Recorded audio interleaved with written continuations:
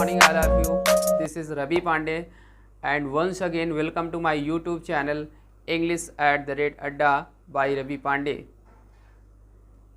Student, today I will discuss about past perfect tense part number 2. आज student हम past perfect के part number 2 की बात करते हैं related to complex sentence. Complex sentence भी पास्ट परफेक्ट के कुछ सेंटेंस होते हैं. अभी तक हमने पिछले वीडियोस में आपको पास्ट परफेक्ट के कॉमन सेंटेंस या सिंपल सेंटेंस के सेंटेंस आपको बताया हमने. अब हमारा जो नेक्स्ट वीडियो है, जो नया वीडियो स्टार्ट हो रहा है, ये है पास्ट परफेक्ट का part number 2, that is called complex sentence related to after and before use of given sentences. तो स्टूडेंट, आप लोग इस चैनल को सब्सक्राइब करिए, शेयर करिए और बेल आइकन का प्रेस ज़रूर दबाइए, जिससे समय समय पर आपको वीडियोस मिलते रहें. तो ज़्यादा समय न लेते हुए हम स्टार्ट करते हैं अपने इस जानदार, शानदार और दमदार चैनल को. तो चलिए स्टूडेंट, बात करते हैं दो शब्दों से. All power is with in you, you can do anything and everything. मतलब आपके पास सारी शक्तियाँ विद्यमान हैं, आप कुछ भी कर सकते हैं. आपके अंदर इतनी क्षमता है कि आप कुछ भी कर सकते हैं. All power is with in you, you can do anything and everything. आप कुछ भी कर सकते हैं. तो चलिए हम बात करते हैं अपने इस शानदार टॉपिक की. बात हम करते हैं past perfect tense related to complex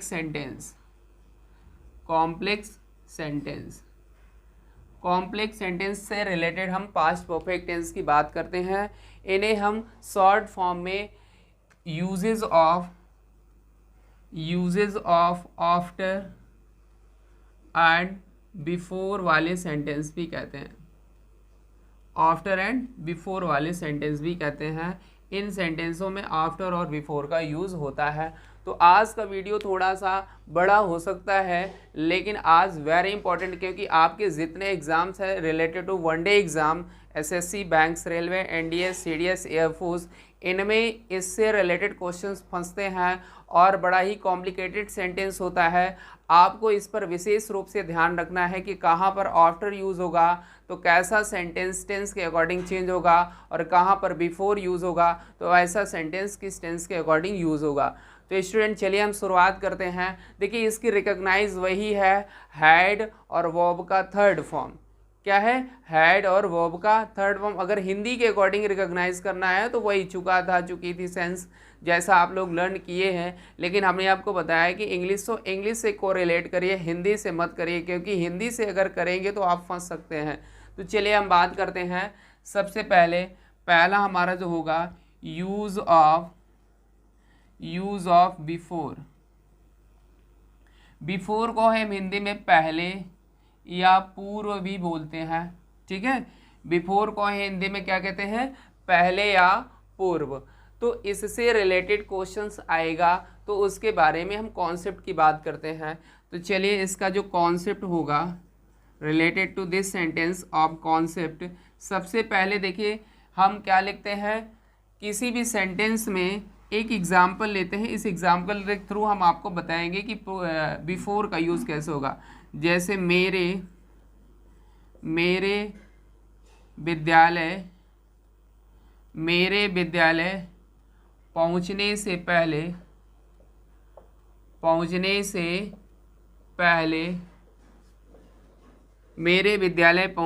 पहले चपरासी घंटी बजा चुका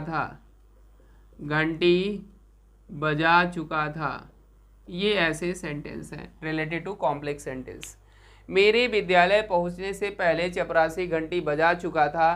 तो स्टूडेंट, सबसे पहले हम बात करते हैं इस टेंस में जो एक्शन हुआ है वो कैसे, इसलिए कि इसमें देखिए दो प्रकार के सेंटेंस हैं. पहले ये जान लेते हैं कि कौन कौन से सेंटेंस है. तो देखिए, मेरे विद्यालय पहुंचने से पहले और चपरासी घंटी बजा चुका था. तो देखिए यहाँ पर सेंटेंस दो अलग अलग सब्जेक्ट हैं. यहाँ चपरासी है और यहाँ क्या है? मेरे. ठीक है, तो दो प्रकार के सेंटेंस है और ये किससे कनेक्ट हैं? बिफोर से, मतलब पहले से. तो इसीलिए इनको बोलते हैं कॉम्प्लेक्स सेंटेंस. तो देखिए, जो काम पहले हुआ होगा first of all do that works of given sentence that is called principal clause. उसे क्या कहेंगे स्टूडेंट?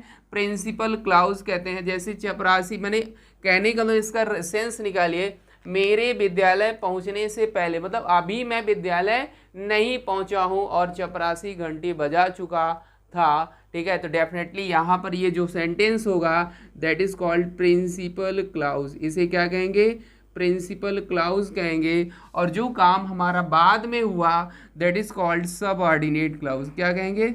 सबऑर्डिनेट क्लाउज कहेंगे। इसे हम हिंदी में प्रधान उपवाक्य कहते हैं, इसे डिपेंडेंट सेंटेंस कहते हैं, मतलब आश्रित उपवाक्य। तो जो काम डेफिनेटली पहले होगा तो उसे कहेंगे प्रिंसिपल, और जो बाद में होगा उसे कहेंगे सबऑर्डिनेट क्लाउज। तो देखिए यहाँ पर सेंटेंस जो दिया गया है प्रिंसिपल क्लाउज, ये हमारा जो सेंटेंस बनेगा ये बनेगा पास्ट परफेक्ट का रूल। किसका बनेगा स्टूडेंट? पास्ट परफेक्ट का सेंटेंस इसमें बनाएंगे। और पास्ट परफेक्ट में आप सभी जानते हैं कि हैड प्लस वर्ब का थर्ड फॉर्म। अभी हमने पिछली वीडियोस में आपको बताया पास्ट परफेक्ट का कि हैड प्लस वर्ब का third form given any sentences that we definitely recognize the sentence is always use in past perfect tense. चलिए बात करते हैं हम इसके। तो ये वाला जो सेंटेंस हमारा होगा, जो सबऑर्डिनेट क्लाउज होगा, ये हमारा बनेगा स्टूडेंट पास्ट एंड डेफिनिट के अकॉर्डिंग, या जिसे हम सिंपल पास्ट भी कहते हैं। इसे हम क्या कहते हैं? सिंपल पास्ट कहते हैं। इसकी रिकॉग्नाइज हमने बताएगा verb of the second form या did.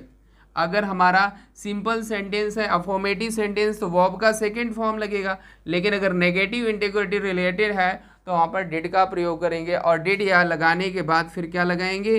Verb of the first form का प्रयोग करेंगे। तो स्टूडेंट दो प्रकार की हमारे ऐसे सेंटेंसों में क्लाउजेस होती हैं, that is called first of all principal clause. Principal clause जो बनेगा ये पास्ट परफेक्ट का रूल अप्लाई करेगा, और जो पास्ट एंड मतलब सबऑर्डिनेट क्लाउज बनेगा ये डेफिनेटली किसको यूज करेगा? पास्ट एंड डेफिनिट टेंस को। तो I hope that you are understand. आपको समझ में आ चुका होगा कि इसमें दो प्रकार की क्लाउजें हैं, एक प्रिंसिपल और एक सबऑर्डिनेट क्लाउज। और प्रिंसिपल क्लाउज किस में चेंज हो रहा है स्टूडेंट? पास्ट परफेक्ट टेंस में। और सबऑर्डिनेट किस में चेंज हो रहा है? पास्ट एंड डेफिनिट में। तो ये हमारा सेंटेंस हो गया। तो आप लोग इसका स्क्रीनशॉट जरूर लेंगे, क्योंकि देखिए ये इंपॉर्टेंट सेंटेंस है और आपके एग्जाम में कहीं ना कहीं इससे क्वेश्चंस बन ही रहा है, चाहे एसएससी हो, चाहे बैंक्स हो, चाहे एनडीएस सीडीएस हो, चाहे एयरफोर्स हो। ऐसे क्वेश्चंस बड़ा ही कॉम्प्लिकेटेड है। तो चलिए बात करते हैं। अब हम यहाँ पर जो सेंटेंस गिवन है दो प्रकार के क्लाउजों में, इनका हम क्या करते हैं? जो हमारी प्रिंसिपल क्लाउज होती है first of all we write, और जो हमारी ये क्लाउज होती है इसको हम बाद में करते हैं। तो पहले देखिए इसमें हम ये करेंगे चपरासी घंटी बजा चुका था। तो पहले इस डेफिनेटली सेंटेंस को हम चेंज करते हैं, तो पास्ट परफेक्ट का रूल अप्लाई करेंगे। तो यहाँ पर हमारा बन जाएगा चपरासी घंटी बजा चुका था, तो इसका हो जाएगा the peon had rung the bell. अब यहाँ पर देखिए लिखा हुआ है पहले के हम क्या लिखेंगे? बिफोर का प्रयोग, ठीक है। हमने यहाँ पर आपको पहले ही समझाया कि बिफोर पूर्व या पहले आएगा, तो डेफिनेटली बिफोर लिखेंगे। मेरे विद्यालय पहुँचने से पहले। अब मेरे की क्या हो जाएगी? आई हो जाएगी। आई वेंट टू स्कूल, ये डेफिनेटली हमारा सेंटेंस बन जाएगा। तो इसका हो जाएगा translation, the peon had rung the bell before I went to school. मतलब ये हुआ कि चपरासी मेरे विद्यालय पहुंचने से पहले चपरासी घंटी बजा चुका था। तो ये है आपका complex sentence related to past perfect tense. तो I hope that you are understand. तो आप लोग इसका स्क्रीनशॉट लीजिए, कुछ एग्जांपल्स की हम आपको और देते हैं और उनको सॉल्व करते हैं। तो चलिए नेक्स्ट सेंटेंस है, एक एग्जांपल्स और लेते हैं रिलेटेड टू बिफोर ऑल। जैसे फॉर एग्जांपल्स दैट, जैसे उसके कार्य समाप्त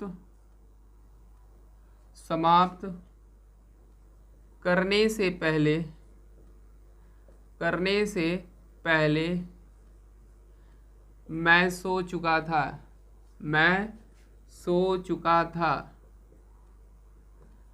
ठीक है, उसके कार्य समाप्त करने से पहले मैं सो चुका था। तो देखिए डेफिनेटली सेंटेंस इसमें जो बनेगा स्टूडेंट ये होगा complex sentence before of related to before sentence. अब देखिए इसमें मैं सो चुका था, सेंटेंस को फिर से पढ़िए, उसके कार्य समाप्त करने से पहले मैं सो चुका था। देखिए ऐसे सेंटेंस को आपको कम से कम जब समझ में ना आए तो 2 बार ज़रूर पढ़िए, बिकॉज क्योंकि सेंटेंस की थीम समझनी है कि काम पहले किसका हुआ।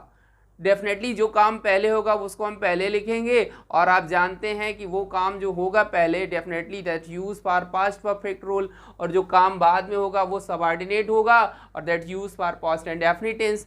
तो यहाँ पर हो जाएगा मैं सो चुका था, तो मैं सो चुका था ये प्रिंसिपल क्लाउज होगी, तो इसका हम इधर पहले बनाएंगे तो क्या हो जाएगा I had slept, I had slept. फिर उसके बाद पहले है बिफोर लिखेंगे, before I had slept before, उसके कार्य, तो उसके की क्या हो जाएगी ही कार्य समाप्त करना है, तो ही कंप्लीटेड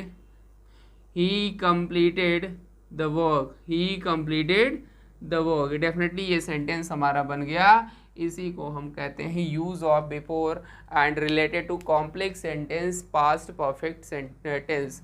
तो ये सेंटेंस ये आपको स्टूडेंट समझ में आया होगा। चलिए हम बात करते हैं नेक्स्ट, अगला है हमारा रिलेटेड टू आफ्टर। हमारा किसका रिलेटेड है, आफ्टर से रिलेटेड है, रिलेटेड टू आफ्टर। तो चलिए बात करते हैं use of after, use of after, use of after. After से रिलेटेड, आफ्टर का मतलब होता है बाद या पश्चात, बाद या पश्चात। ये बाद या पश्चात इसका मतलब होता है बाद या पश्चात, हिंदी के अकॉर्डिंग समझते हैं। पहले इसका हम एक एग्जाम्पल्स देते हैं, जैसे मेरे घर पहुंचने से पहले, पहुंचने के बाद, पहुंचने के बाद मूसलाधार वर्षा हो चुकी थी,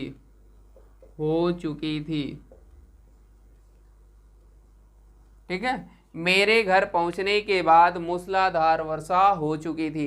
तो डेफिनेटली सेंटेंस, अब इस स्टूडेंट इस सेंटेंस को आप पढ़िए कि काम पहले किसका हुआ। मेरे घर पहुंचने के बाद मूसलाधार वर्षा हुई, डेफिनेटली आप समझ चुके होंगे कि पहले मैं घर पहुंचा फिर मूसलाधार वर्षा हुई, तो काम जो पहले होगा डेफिनेटली आप वो क्या मानेंगे, प्रिंसिपल क्लाउज मानेंगे। क्या मानेंगे, प्रिंसिपल क्लाउज। तो ये सेंटेंस हमारा हो जाएगा प्रिंसिपल क्लाउज का, प्रिंसिपल क्लाउज जस्ट इसका ऑपोजिट हो जाएगा बिफोर का। और मूसलाधार वर्षा ये हो जाएगा आपका सबऑर्डिनेट क्लाउज, सबऑर्डिनेट क्लाउज, ठीक है। तो ये हो जाएगा सबऑर्डिनेट क्लाउज। अब आप सभी जानते हैं कि प्रिंसिपल क्लाउज किसमें बनता है, पास्ट परफेक्ट में बनता है। किसमें, पास्ट परफेक्ट का सेंटेंस अप्लाई करता है। और सबऑर्डिनेट क्लाउज किसमें बनता है, ये बनता है पास्ट एंड डेफिनिट के सेंटेंस के अकॉर्डिंग, पास्ट एंड डेफिनिट, या that is called simple past, past and definite, ठीक है। तो बस आपको वैसे ही करना है, इसको पहले और इसको बाद में कर देना है, डेफिनेटली ये सेंटेंस हमारा बन जाएगा। मतलब कहने का मतलब ये हुआ कि जिसमें आफ्टर का यूज़ हो उसमें जो हमारी सबऑर्डिनेट क्लाउज होगी पहले लिखी जाएगी और प्रिंसिपल क्लाउज बाद में लिखी जाएगी। मतलब जस्ट अपोजिट है किसका, बिफोर का। बिफोर में क्या होता था, प्रिंसिपल क्लाउज पहले लिखते थे और सबऑर्डिनेट क्लाउज बाद में लिखते थे। तो चलिए स्टूडेंट हम इसका बनाते हैं ट्रांसलेशन। तो इसका क्या हो जाएगा, मूसलाधार वर्षा हो चुकी थी। देखिए सेंटेंस इसमें मूसलाधार वर्षा, और वर्षा होना क्या होता है, डेफिनेटली ये वर्ब होता है, ये गिवन ऑब्जेक्ट है। इस सेंटेंस में सब्जेक्ट नॉट गिवन है, तो ऐसे सेंटेंसों में जब सब्जेक्ट नहीं होता तो हम वहाँ पर इट का प्रयोग करते हैं। किसका स्टूडेंट, इट का प्रयोग करते हैं। तो यहाँ पर हो जाएगा इट रेन्ड, ठीक है, इट रेन्ड। देखिए मूसलाधार का एक फ्रेज क्या कहते हैं, फ्रेजल वर्ब होती है जिसे कैट्स एंड डॉग कहते हैं, जिसे इडियम्स में कैट्स एंड डॉग भी कहते हैं या हैवी रेन भी लिख सकते हैं, दोनों सही है। तो it rained cats and dog, इसका हम यूज़ कैट्स एंड डॉग से करेंगे। It rained cats and dog it rained cats and dog after मेरे क्या हो जाएगी आई हैड रीच्ड होम। एक चीज़ और चीज़ जान लीजिए स्टूडेंट, होम जो होता है, होम्स के साथ कभी भी हम प्रेपोजिशन टू का प्रयोग नहीं करेंगे। यार देखिए यहाँ पर तो डेफिनेटली रीच है, तो रीच के बाद कभी भी ऑब्जेक्ट आएगा तो टू का प्रयोग नहीं होगा। डेफिनेटली आप लोग यहाँ पर गलती कर देते हैं, टू का यूज़ नहीं करना। हाँ, या आने और जाने के सेंस में जहाँ पर बात होगी, जैसे गो आया है तो टू का प्रयोग होगा यदि ऑब्जेक्ट गिवन है। अगर कम आया है तो इसके साथ टू आएगा, ऑब्जेक्ट गिवन है। लेकिन एक चीज़ आपको याद रखना है कि अगर गो या कम के बाद ऑब्जेक्ट के बाद अगर होम आया है, इन दोनों के बाद क्या आया है, होम का प्रयोग हुआ है, तो डेफिनेटली टू का प्रयोग फिर नहीं करेंगे। ये आपके कॉन्सेप्ट कहते हैं, ठीक है। तो यहाँ पर ये आपको ध्यान रखना है कि मेरे घर पहुँचने के बाद मूसलाधार वर्षा हो चुकी थी। इसका ट्रांसलेशन हो जाएगा it rained cats and dog after I had reached home. तो ये हो जाएगा आपका सेंटेंस बाद वाला। चलिए नेक्स्ट एग्जांपल्स की बात करते हैं। फर्स्ट ऑफ ऑल आप इसका स्क्रीनशॉट ले लीजिए। चलिए हम बढ़ते हैं नेक्स्ट सेंटेंस की ओर। अगला हमारा नेक्स्ट सेंटेंस, एक सेंटेंस और लेते हैं रिलेटेड टू दिस कॉन्सेप्ट।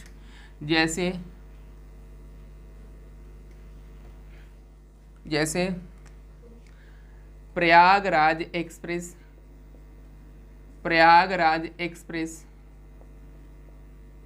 के प्रयागराज पहुंचने के बाद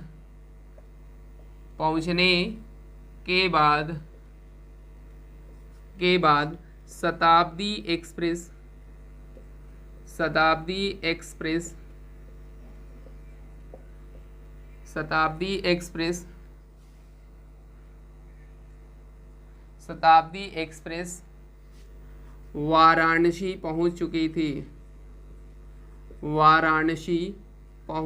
थी। ये सेंटेंस गिवन है, ठीक है। तो प्रयागराज एक्सप्रेस के प्रयागराज पहुंचने के बाद शताब्दी एक्सप्रेस वाराणसी पहुंच चुकी थी। कहाँ पहुंची थी स्टूडेंट? वाराणसी। तो देखिए यहाँ पर डेफिनेटली बाद लिखा हुआ है, बाद या पश्चात, बाद आए या पश्चात आए तो दोनों का अर्थ होगा definitely that is use for after. क्या यूज होगा? आफ्टर का प्रयोग करेंगे। तो सबसे पहले इस सेंटेंस को आप पढ़िए, काम किसका हुआ?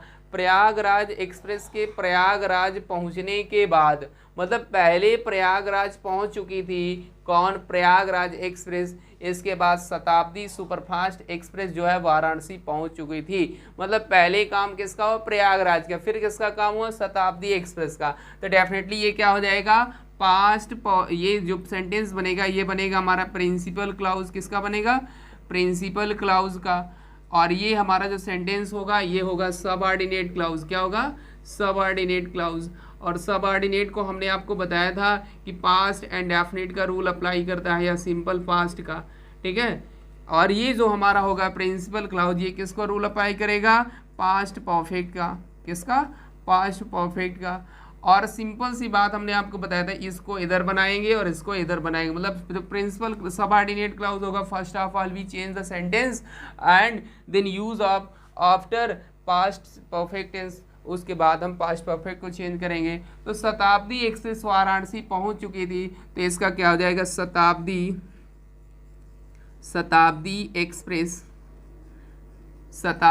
एक्सप्रेस।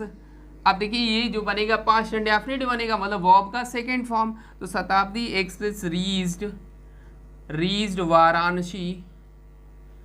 शताब्दी एक्सप्रेस रीच्ड वाराणसी। अब यहाँ पर प्रयागराज, तो आफ्टर लगाएंगे, बाद में है तो क्या लिखेंगे? After Prayagraj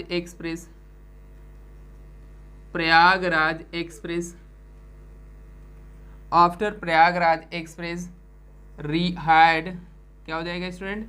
had reached Prayagraj. ये हमारा सेंटेंस हो गया, ठीक है। तो ये इस तरह से हमारे सेंटेंस जो बनते हैं बिफोर, आफ्टर और बिफोर से रिलेटेड। तो इस तरह से सेंटेंस आपको समझना है। तो अगर आफ्टर का प्रयोग हुआ है तो जो हमारी प्रिंसिपल क्लाउज होगी वो पहले मतलब मानी जाती है, लेकिन डेफिनेटली वो बनता अपोजिट रूप में है। जैसे यहाँ पर बिफोर आफ्टर का बाद का यूज़ हुआ है तो जो हमारी प्रिंसिपल क्लाउज होगी वो बाद में बनेगी, और जो हमारा सबऑर्डिनेट क्लाउज होगा पहले बनेगा। लेकिन आफ्टर बिफोर वाले सेंटेंस में इसका जस्ट अपोजिट होगा। जो प्रिंसिपल क्लाउज हमारी उधर वाले सेंटेंस से बनती है उसको हम पहले लिखेंगे, और जो हमारी सबऑर्डिनेट क्लाउज है उसको हम बाद में लिखेंगे। तो स्टूडेंट इन सेंटेंसों को आप एक दो बार ज़रूर कॉन्सेप्ट लर्न कर लेना, क्योंकि आपके एग्ज़ाम में ऐसे क्वेश्चंस बनने वाले हैं। और आप सभी जानते हैं कि एसएससी का पैटर्न चेंज हो चुका है सीजीएल का, और इससे एक दो क्वेश्चन डेफिनेटली आने ही वाला है। तो क्यों ना हम पहले से अलर्ट हो जाएं, और ऐसे सेंटेंस बहुत ही कॉम्प्लिकेटेड हो जाए, बड़ा ही कन्फ्यूज़न भरा है, क्योंकि आपको यहाँ जब तक प्रैक्टिस नहीं करेंगे तब तक ये सेंटेंस समझ में आने वाला नहीं है। तो आपको लगातार कई बार ऐसे सेंटेंस अपने से कुछ बनाने हैं और उनको सॉल्व करना है, तब जाकर के आप कहीं इन सेंटेंसों को अच्छे से कवर कर सकते हैं। तो I hope that you are understand in this topic. तो चलिए स्टूडेंट, हम मिलते हैं नेक्स्ट वीडियो में। आज के लिए इतना ही। Thanks all of you.